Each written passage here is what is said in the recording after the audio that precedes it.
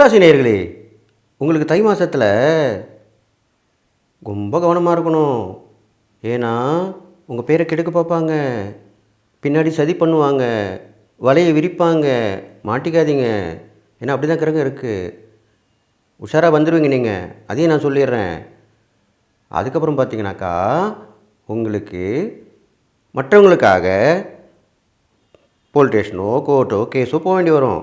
அதை துணிஞ்சு ஏற்றுங்க. மற்றவங்க தானே போகிறீங்க, அது ஒரு பயம் கிடையாது, உங்களுக்கு ஒரு பிரச்சனை வராது.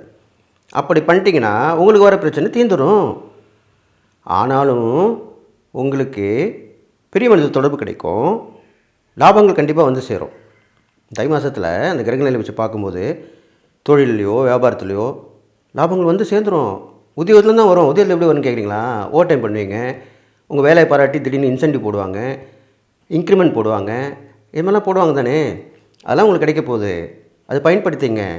அதனால் சிம்மராசிக்காரங்க இந்த தை மாதத்தில் உங்களுக்கு பிரச்சனை வந்தாலுமே இன்னொரு பக்கம் லாப விஷயங்கள் நடக்க போகுதுன்னு சொல்லி சந்தோஷமான மனநிலையில் இருக்க போகிறீங்கன்னு சொல்லிவிட்டு நீங்கள் அந்த கடவுளை வணங்கணும் தானே.